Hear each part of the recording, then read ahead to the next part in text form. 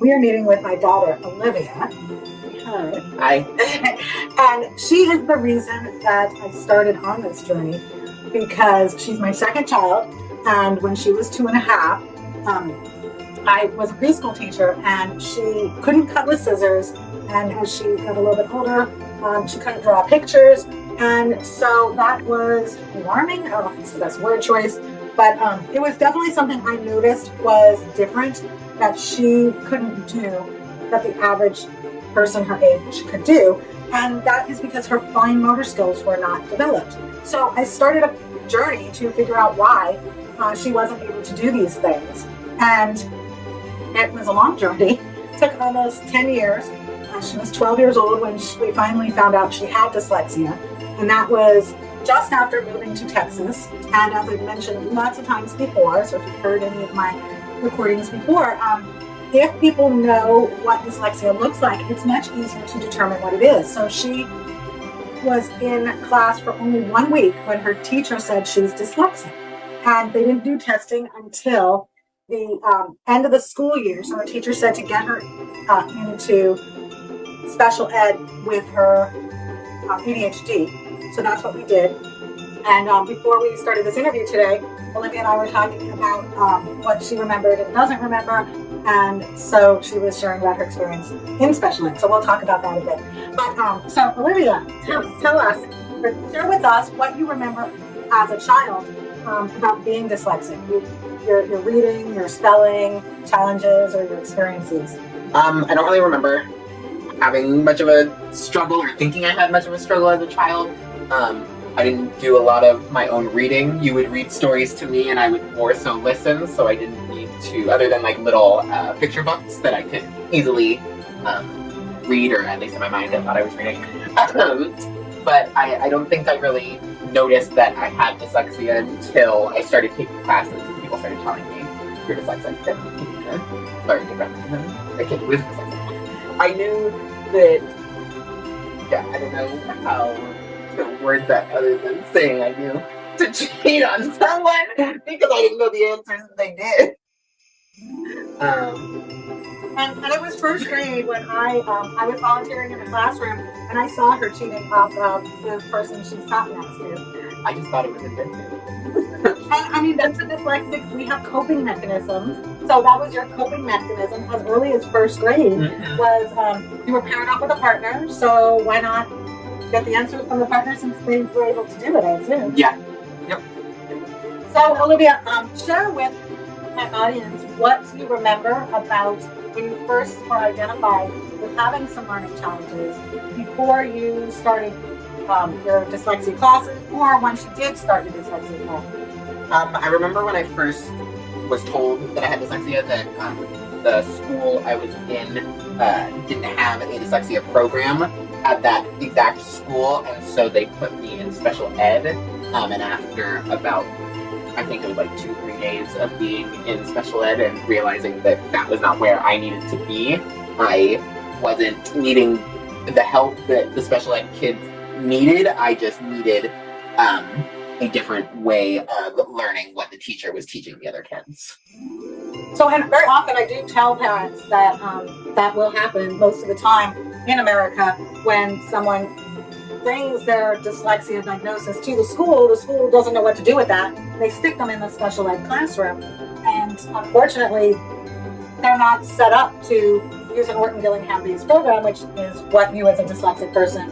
And they're not set up to sit there with you and work with you what you need to do. There were when I was in middle school and I had dyslexia classes, when I had my other classes, I had the opportunity, if I had a test, to go to the special ed room where it was a little quieter. But a lot of the time, trying to get the help going to that room, they didn't have the amount of staff available to help the kids who were coming who weren't there on the regular. So we didn't necessarily get the help we needed, rather than just sitting in a room not with our peers.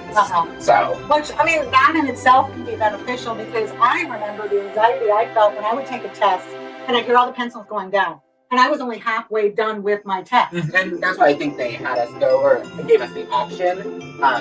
But I think it's one of those things that everyone is different. Everyone's dyslexia is a little bit different, and everyone has their own strengths and weaknesses from dyslexia. And mine wasn't necessarily being afraid of, or like the fear of not finishing in time, or everyone else finishing before me, but not being able to understand what I was reading and reading it wrong, and then getting the wrong answer. And unfortunately, they didn't have a teacher who could sit down and read my whole test to me like I needed. Well, that just made me think of your driver's test. I failed the first time because I tried to read it myself, and I think I got a good amount right, but I think the things that I couldn't read and that I read wrong is what really knocked me down. And that was for my permanent test. Right. And I couldn't pass it. I couldn't pass my permanent test. And then when we got the accommodations and someone to read it to me, then I passed it, no problem. But yeah, so exactly that. And the same thing with my cosmetology test. Yeah, I had someone read it to me, and she, her first language was in English, and so she was asking me what some words were. But even just having someone to help me with some words that I really couldn't get, and then they could help me sound it out while they tried to figure out what the word was, helped. You know, just any sort of. It just maybe it gave me ways of like sounding it out when maybe I wasn't thinking about it because I was stressed about it. Well, and I think that was one of the best things, even though you ended up not really having a lot of help with the person reading it to you, was that you didn't have to stress out about having to read it to yourself. And you didn't have to take the written part and the practicum the same day because of your accommodations. So you can continue to get accommodations throughout your adulthood. You just have to sometimes teach people, which, I mean, even during the school years, you sometimes have to teach people what it is that your needs are, or your child's needs are. Someone advocating for you. Yeah, until you can advocate for yourself. So, what do you feel as an adult?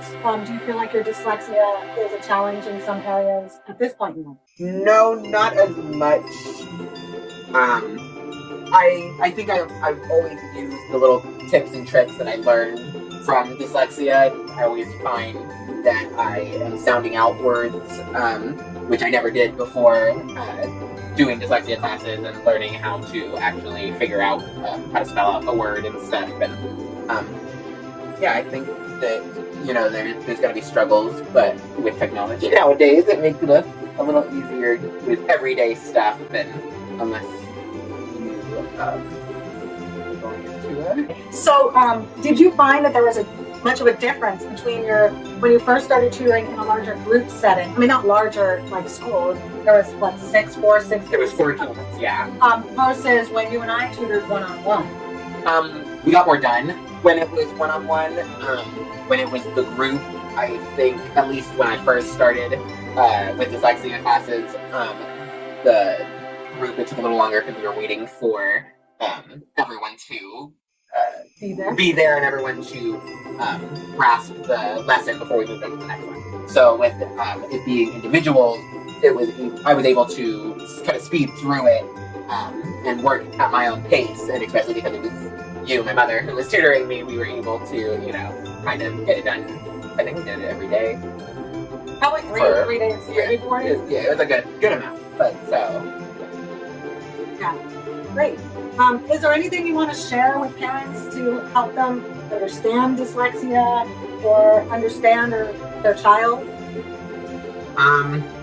Don't force your kids to read if they don't want to. You're just going to push them away from wanting to do it. Let them go at their own pace. I think a great thing that you always did for me was get books on tape, or you got me the book and the book on tape so I could follow along. Just finding different ways to help your child without shaming them or making them feel like they should be reading. Okay.